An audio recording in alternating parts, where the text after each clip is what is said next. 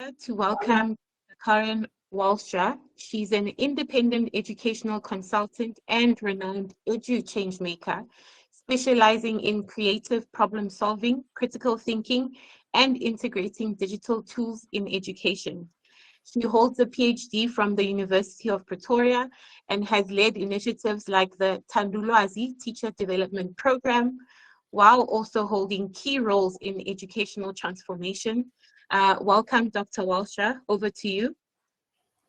Hi, everybody. I put a link into the chat with notes. If you didn't get it, here's a QR code that you can scan. So we're going to explore artificial intelligence and with just some ideas and things to think about if you're beginning to implement this. I suppose looking at it from a range of different points of view, it's such a huge topic and there's so much in which to explore. So let's begin. For those of you who don't know, where did artificial intelligence begin? Well, it's actually not a new term. In 1950, Alan Turing published a paper which was called Computing Machinery and Intelligence. And this paper began the discussion about perhaps these huge machines that these people were working on would one day be intelligent in some shape or form.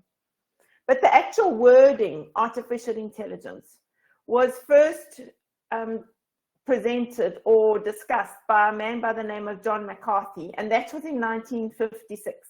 It was at the Dartmouth workshop, and it was an academic discussion around these computers that they were working on, and could they one day be intelligent? And so the term is really not new. But for me, one thing that I really want to highlight today or to talk about is Seymour Papert. So Seymour Papert was a South African. He was born in Pretoria in 1928. But in the 1960s, he'd moved across to MIT. As a matter of interest, he was fervently against apartheid. And he actually left the country without a passport. And he first did his first study was at Wits, where he was often in trouble with the law. And he then went across to England, where his first degree was his second degree was in England. And then he actually spent a time with Piaget. And in the 1960s, he'd moved across to MIT and he started the Artificial Intelligence Lab at MIT. For those of you who do coding and robotics, he was the person who introduced Logo. Logo is still this amazing coding program for children. And it's this little turtle that you program in 2 and 3D shapes. But his whole philosophy was in terms of how do we get children to build meaningful knowledge by creating artifacts? And his theory of learning was constructionism. And for me, I think that's what we need today more than ever if I see what's happening with artificial intelligence. So interestingly enough, his 3 main focuses of study were looking at artificial intelligence, the development of the child, and getting children onto computers to create and make learning artifacts. And so for me, I think this is the kind of thing that we need today. And what he said then still applies, where he says that we should be empowering learners to become active creators and problem solvers in the digital world. For me, if we don't get this right, the robots will be controlling our children. So how are we making our children problem solvers and active learners? He saw artificial intelligence as a tool to facilitate and enhance the constructionist learning process, enabling learners to build knowledge through active exploration, creativity, and collaboration.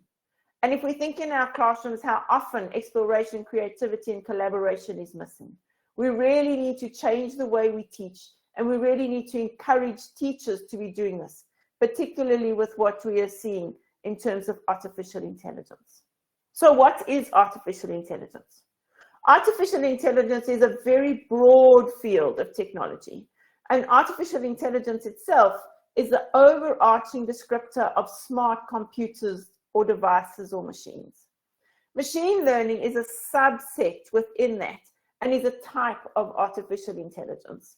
And then deep learning is a smaller subset within that as a type of machine learning.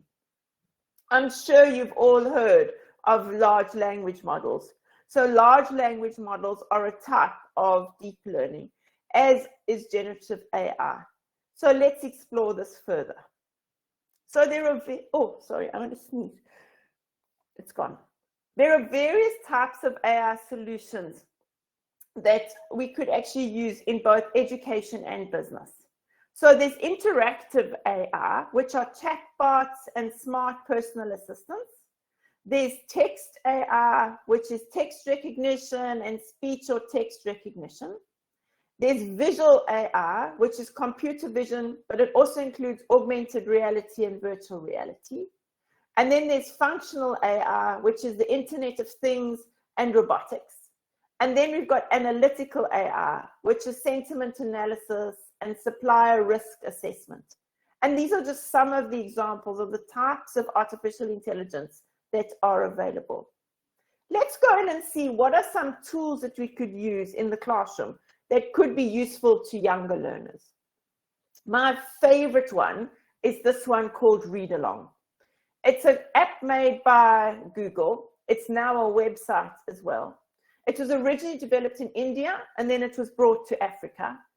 And they employed, I think it's about 30 different African authors. So there are many stories within here. But for me, the exciting thing is that there are stories that are contextual to our space, which is so very, very important. But for me, the most exciting thing about the artificial intelligence in this platform is that the child actually reads and the AI listens and assists the child. I think it's the kind of app that every single person who has a young child should actually be using, and it should be used in our classrooms, where we're talking about children understanding their reading and reading with meaning. For me, this kind of app is so much more beneficial than one where the children are just reading and they're not getting feedback, particularly if there isn't an adult at home who can support them. If you've never explored it, go and explore Read Along. What they've also done now is they've added to it where they actually begin with initial sounds and the introduction to reading as well. So there's the app and there's a website. Go and have a look at it. Read Along for me is really, really great. Another product which I absolutely love is developed by Ambani. Ambani is a South African startup where what they've done is they've created these books which are really durable and hardy and developed for ECD young children. But what they've done is they've actually made an augmented app that works with it. So what you do is you hold your app over the word and it speaks it.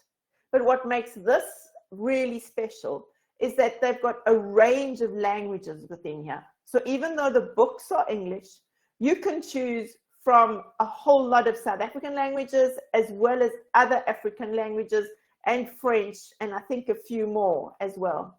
And you choose the language you want and you choose the book and then you hold it over. So think about this tool as, yes, it's really made for little children, but you could easily be using it in the foundation phase to build content knowledge. And if you look at the pictures of the apps, of the books, you will see that it aligns to the life skills themes for foundation phase. But if you're an intermediate phase teacher who's teaching an additional language, this could be really useful too, where you're building content knowledge and vocabulary of an additional language. Go and explore Ambani. The apps are free, the books have a cost. Many of you might heard of Duolingo. So Duolingo is a really great machine learning app or AI app, which helps you to learn a language, and there's an adaptive learning feature built into it. But what they've developed now is Duolingo ABC. And Duolingo ABC also builds grammar and reading skills, and yet this is designed for little children, also in a range of languages. AutoDraw is really, really fun. So AutoDraw is where you go in and you create a little scribble. And when you switch the AI tool on, you'll see at the top of this animation, the little pictures that hop up that you can actually see the images that are being created within that space.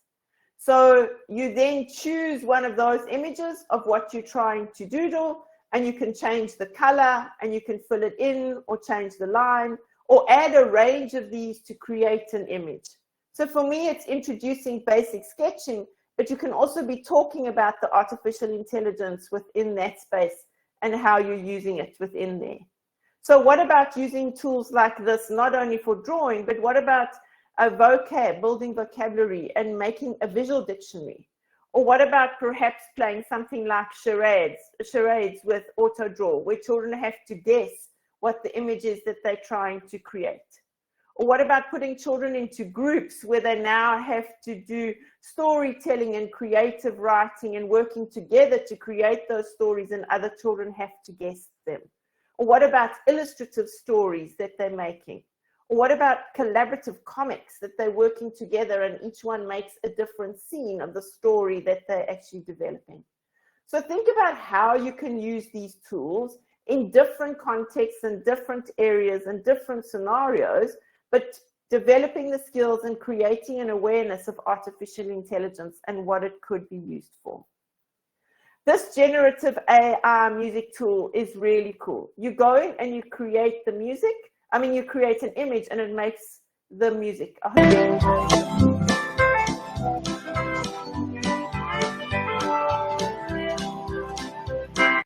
So what it does is, as it creates the story, it actually tells you it gives you descriptors of what it's seeing and how it's actually creating it.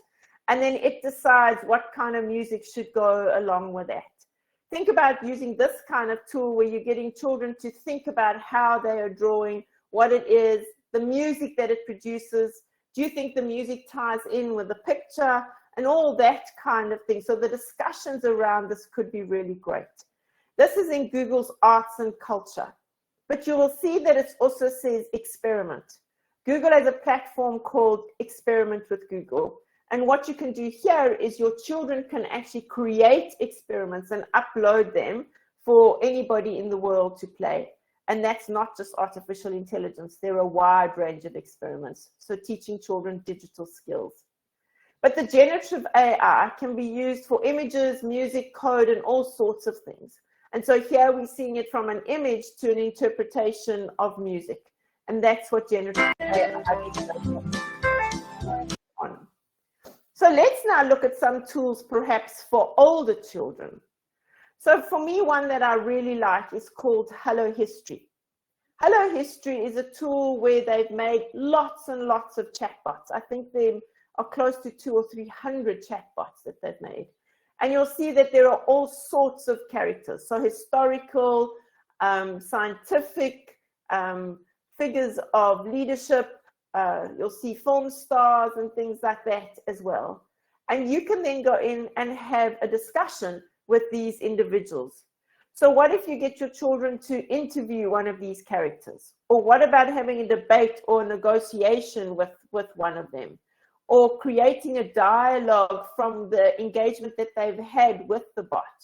Or what about making diary entries or letters related to it?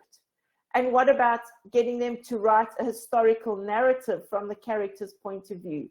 Or what about taking the information that they've got and verifying it against something else? You could be teaching a history lesson and getting them to interview Einstein. Or you could be, a science lesson and getting them to interview Einstein. Or a history lesson and they could be interviewing somebody like Kitswayo. So in the notes that I've got, I've put a link to Kitswayo, and I've also given you 2 links where you can go and research him if you've never done the history, so that you've got an idea of how you could use it. And that's perhaps how you could do it within the classroom. But Hello History has quite a high age restriction. Its age restriction is 18. So what that company has developed is this tool. This is called Humi AI, and I absolutely love it. So Humi AI is now a space where you can go in and create a portal for your class. You then can go in and decide how you want to use these chatbots. You tell the chatbots what age your children are. You then set up your kinds of engagements that you want, and your students would go in through Humi AI into the space that you've created. For me, that's really useful. You can then also set up assignments in that space and actually see the reactions that your students want as well. So go and look at Humi AI, remembering that Hello History are the chatbots that you are going to use. You can also create your own chatbots in Humi AI. They talk about uploading at least 2 sources of information to create your bot, but you can create you can give it more information than that, so that it gives your bot much more substance. But go and have a look and explore Humi AI and see how you can actually develop something like this and use these kinds of tools to really engage with your children on a different level in terms of getting them to explore the tools and the questions and how to ask it. Another one that I really, really love is Pollinator Pathmaker. And I hope that the signal is not going to drop, because I really want to show you this tool. So I'm going to share this tab. So Pollinator Pathmaker was made by Alexandra Ginsberg at the Eden Project. And her whole focus of her study is about how do we actually get an awareness around pollinators.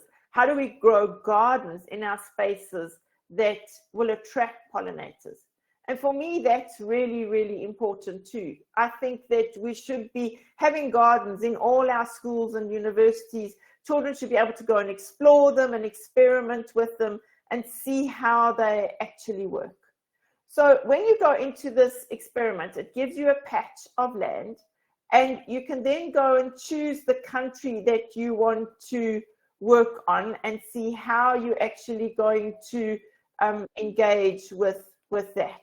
So you'll see that there's no South African section. So if you know of any people in academia who would want to collaborate with her, that we get parts of South Africa's natural plants into this kind of space, that would be really great. So I'm going to keep it on England. And then you choose the size and you choose the length, and then you go next. You then choose the soil type that you want. As I'm talking through this, think of all the different subjects and topics that this kind of scenario could be used for. You choose the type of soil, and then you look at the pH of the soil that you want. And then you say, okay, so where is this garden going to be planted? Is it sunny or partially sunny or shady? And then you decide on the exposure, and it now then looking at other kinds of features. Do you want, she refers to it as empathy. What kind of plants do you want? Do you want many plants or fewer plants? Do you want your plants to be bold, or do you want them to be intricate? Or do you want your plants in a pathway for the insects, or do you want them in patches? And so you create your garden, and then it generates it. This might take a few moments. But think of the kinds of subjects that you want or could use within this space. So now your garden is created. I hope you can hear it.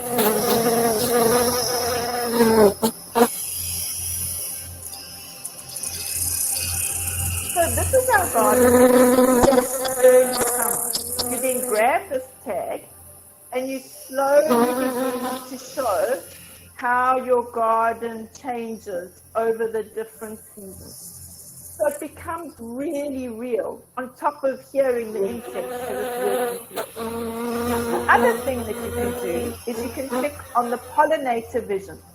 You can actually see the way the insects change the colors of the garden. And you can move that through time as well and show the changes. The other thing is you can actually download the garden. So you could even mimic and plant the garden that you are actually growing as well.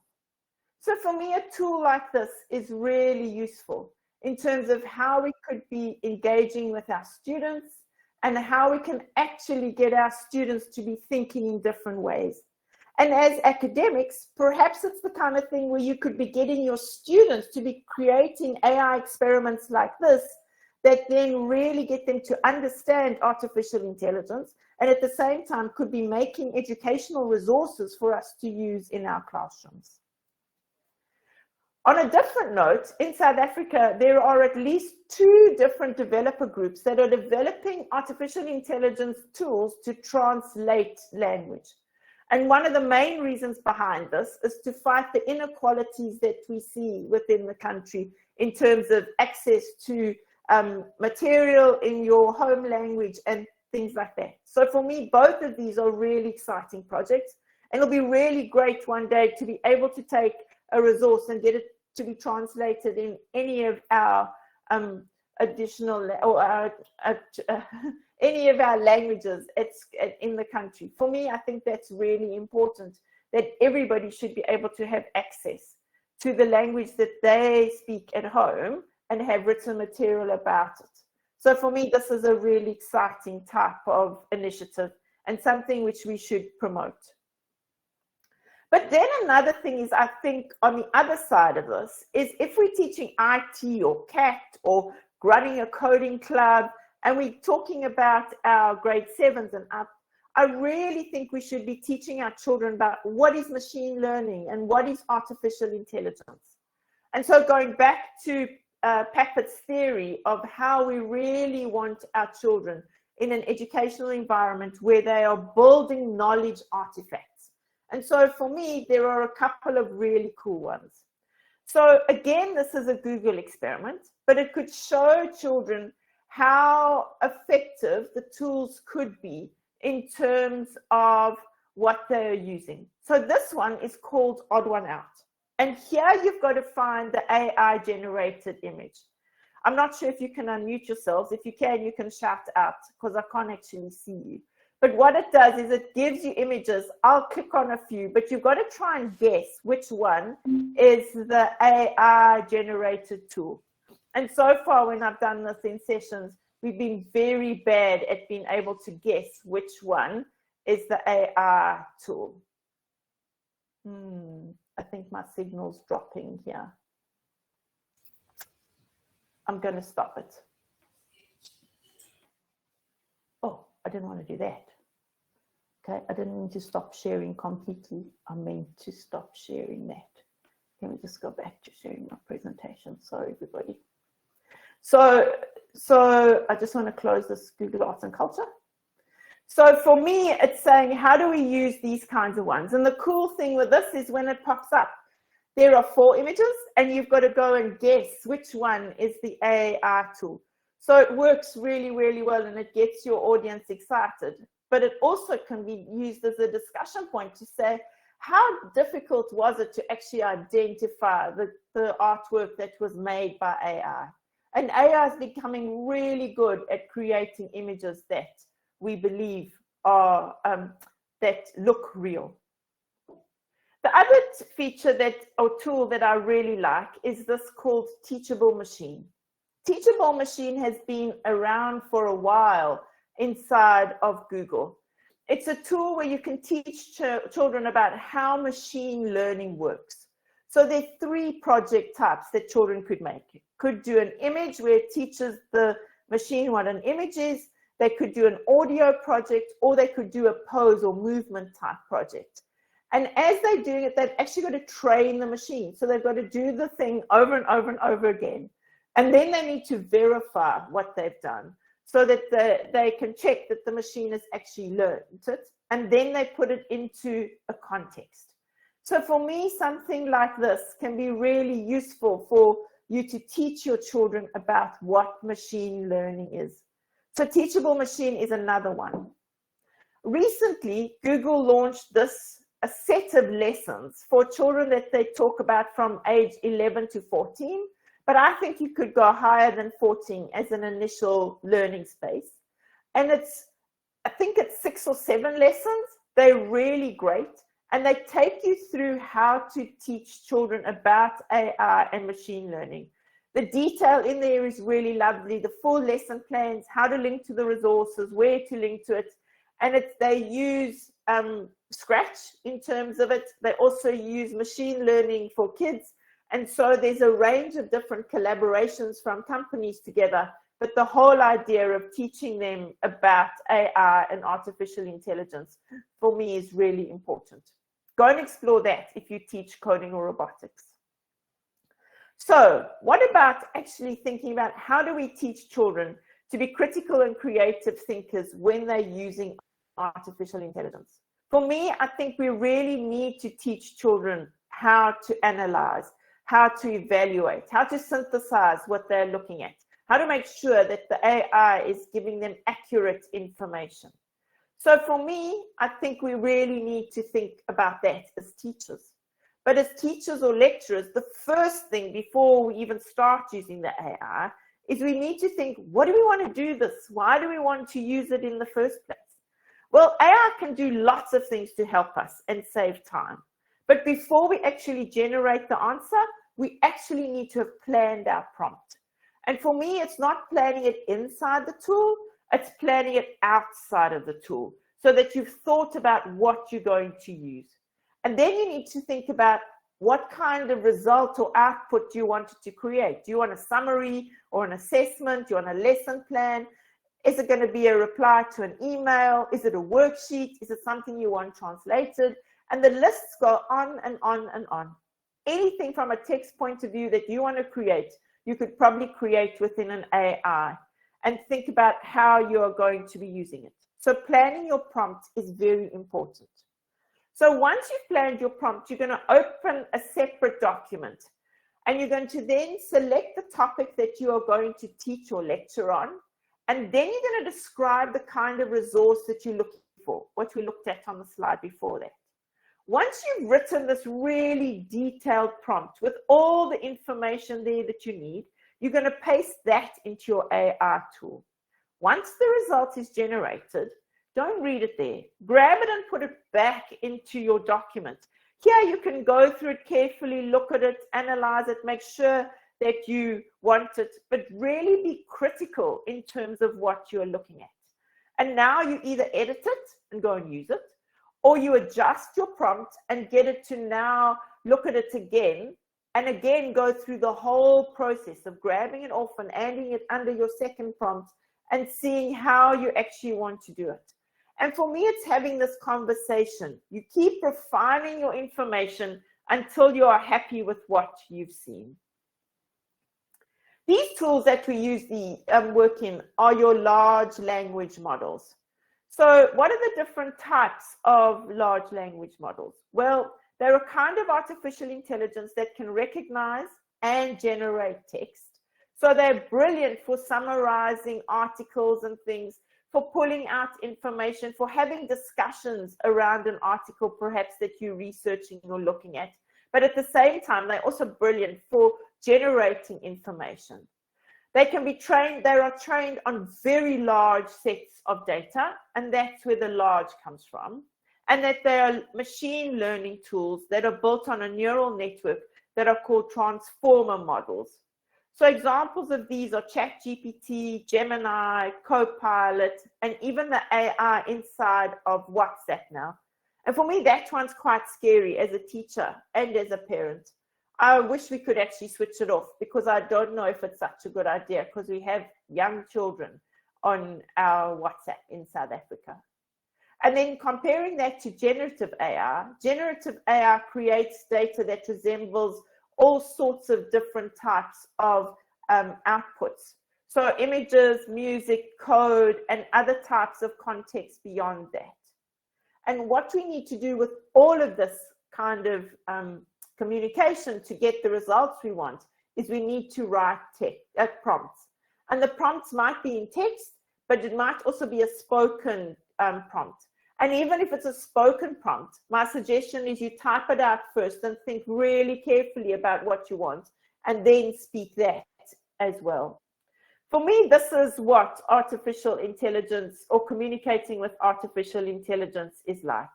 It's conducting and having the discussion with it. Think about the conductor and at the orchestra. The conductor carefully gets the orchestra to play the way she or he wants it to engage. And that's exactly what we're doing with the AI. We're having this discussion so that we get the output that we eventually want.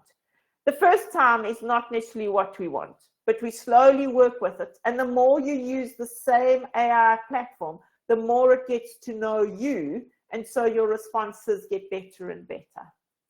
So there are tools that can actually help us as teachers. Marking AI is an assessment tool that's been developed in South Africa. It's a fantastic tool in that what you do is you don't actually create your questions in there. You upload your question papers or your questions, and then you actually develop the rubric. So what they're saying is your question paper must have really good numbering. It must have a marking memo with it. That marking memo must relate to the numbers. And once this is all created on the platform, you then go in and check your memo. This tool is being designed for long writing, so essays and paragraphs, not necessarily for maths and sciences. And so the children or the students then write their responses, and the AI then marks these long questions. It marks it against the rubric descriptor you've put in there, or the marking descriptor you've put in there, the memo. But for me, the cool thing that it does is it gives you the percentage of the mark or the mark out of. It then gives you a reasoning for how that mark was given in terms of the content of the child. But then it gives you an AI explanation as to how it actually derived that comment and mark. And then what it does is for every single question in the paper, it gives the child feedback related to that question. Marking AI is looking for people to work with, to pilot and to try. So if you're keen, take them down, pop them an email and say, we'd love to be involved in your project. Another cool thing as a teacher that you could perhaps use is certify them. Certify them is linked to Google Forms. And when you set it up, you say what percentage of marks the children need to, or the students need to have got to get the certificate. And if their marks are above that percentage, automatically when the form is submitted, the students get a certificate related to what criteria you've put in over there. A fun something that you could add to your lessons. So what are the concerns teachers have about artificial intelligence? Well, one of the main things is the loss of human touch. We're already seeing how students are relying on their cell phones and not engaging with each other. And they think that by having AI tools where children can actually speak more, that we might see this even from a greater point of view. That there might be limited social and emotional support for students if we just keep using AI. That the artificial intelligence lacks the nuance of context, and it may struggle to understand things like sarcasm and humor and cultural references and have a full understanding of what we are trying to say. The other concerns are ethical considerations, the data, privacy, and security in terms of the students and proper usage and potential misuse, or the bias in AI algorithms. For example, systems that perpetuate the bias that it was trained on, and this could lead to discriminatory outputs. Or the divide between unequal access to technology. Maybe this will actually make the digital divide bigger if we don't actually give everybody access to it. Then practical challenges are the cost implications. Artificial intelligence generally is very expensive. So schools shouldn't just go in and choose any. They need to ask the questions around the tools and what the finer print is saying about costing. Teacher training and adaptation is also something which is a challenge. The unreliability of the technology, that AI makes errors, and sometimes this then requires teachers to troubleshoot, and this then could add longer periods of time. Then there are also pedagogical concerns. So the overdependence and stifling of creativity, that learners might rely too heavily on artificial intelligence for grammar correction or text generation, or it might hinder the development of independent thinking and creative use. Or otherwise, there might be a focus on form over meaning from the AI, that it would emphasize the technical accuracy rather than the importance of communication and self-expression. And these kinds of things are then really important as teachers that we need to consider. But what are the benefits to teachers? Time saving and efficiency is definitely one. Automated grading, lesson plan assessment, differentiated instruction are for me ones that are really useful. Then what about the enhanced feedback on assess and assessment? So your detailed error analysis that you can feed back to children and really benefit them in terms of understanding. The formative assessment insights that you can actually learn how your students are coping and really benefit the individual. The individualized practice becomes so much easier to do with these types of tools.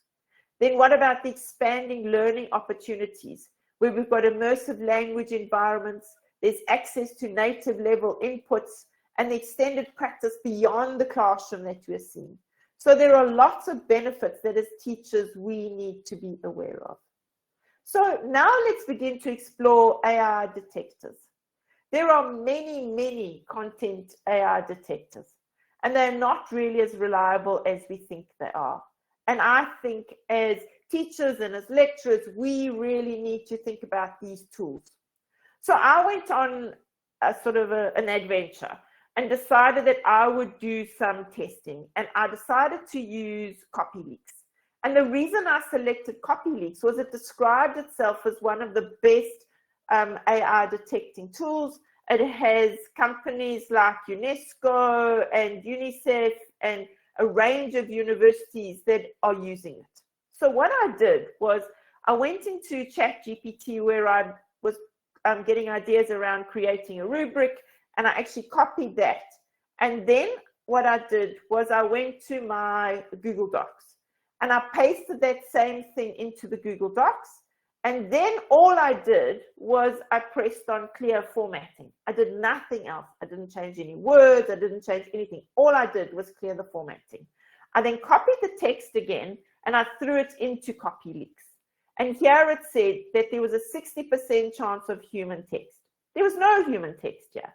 This was all straight from ChatGPT.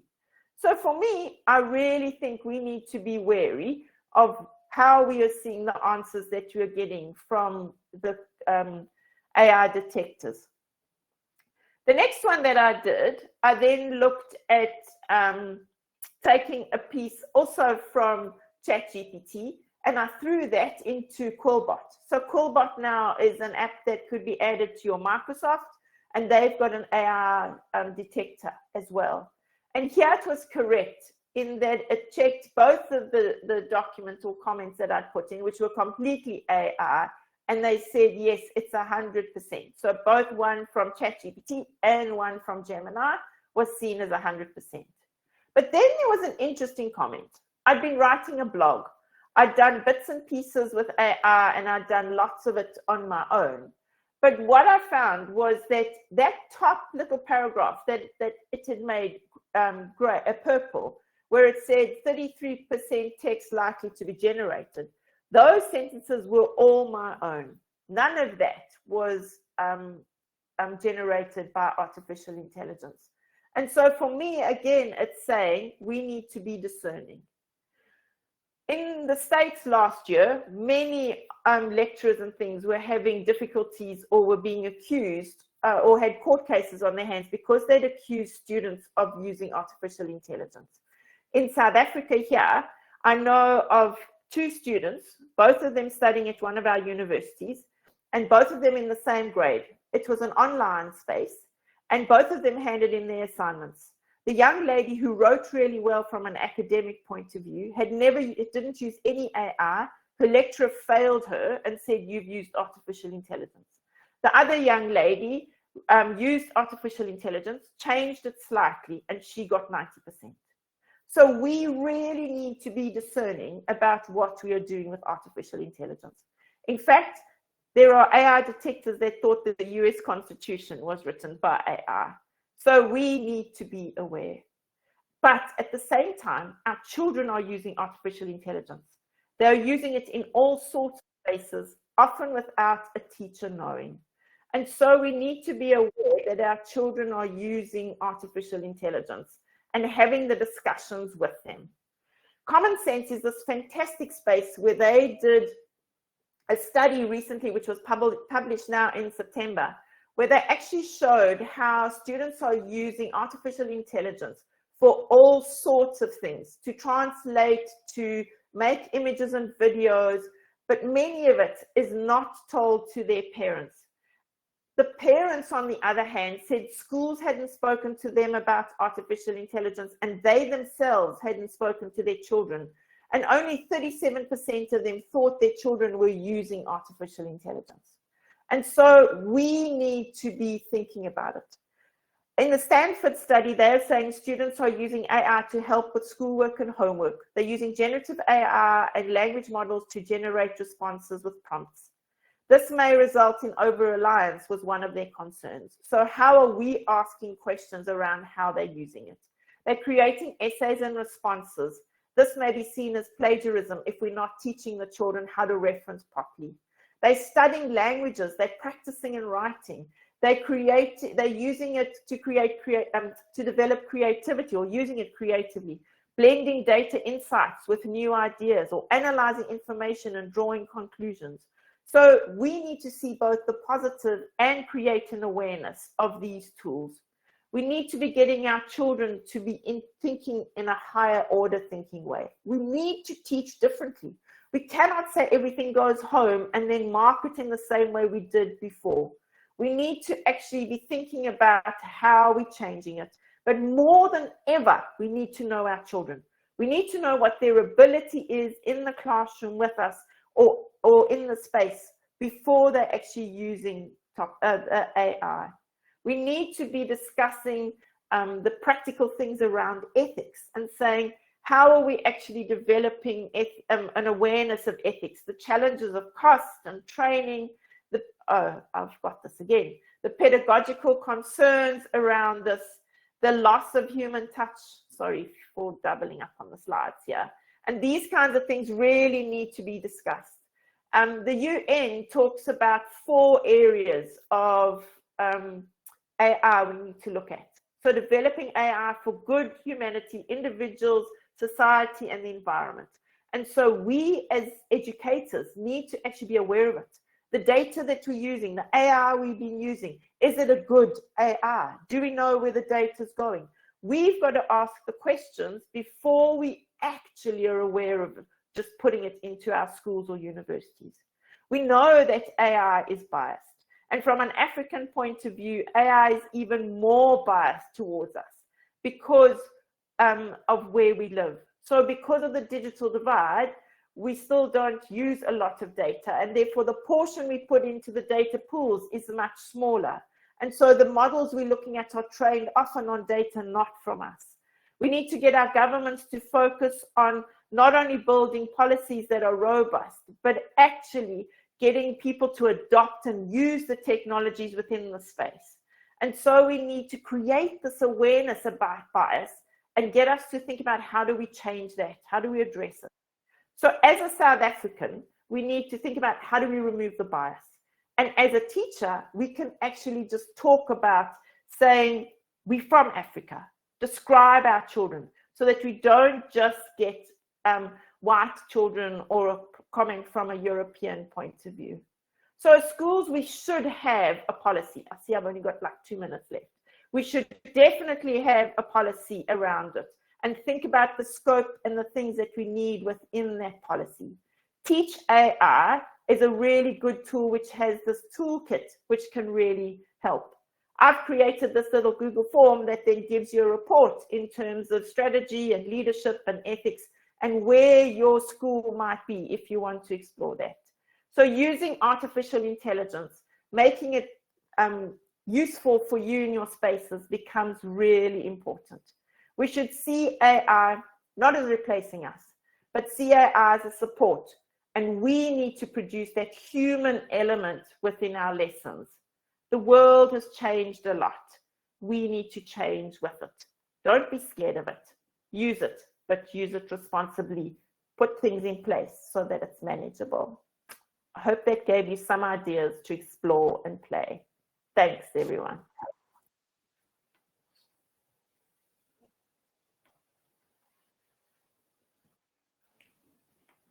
Thank you so much. Are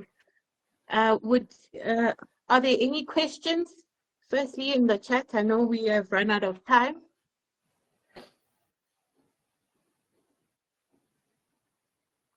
Everyone's saying it's truly informative and inspiring.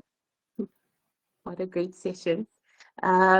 Yes, I think you've touched on quite a lot there, Doctor, and I think with the range of tools as well, I think you've also cautioned us in terms of ways of how we should be approaching the AI. I'm just checking the chat quickly. No questions or comments? Thanks for the kind words, everyone. I'm pleased you found it useful. Yeah. You can see the chat as well. Thank you so much to our presenter. Colleagues, please know that there are other presentations as well happening in the other halls. Please do visit the live program, and please do not forget that we have a lucky draw at the end. So please do join us in that session. Everyone, please take care and see you in the other presentations. Thank you so much to our presenter. Thanks very much. Bye-bye.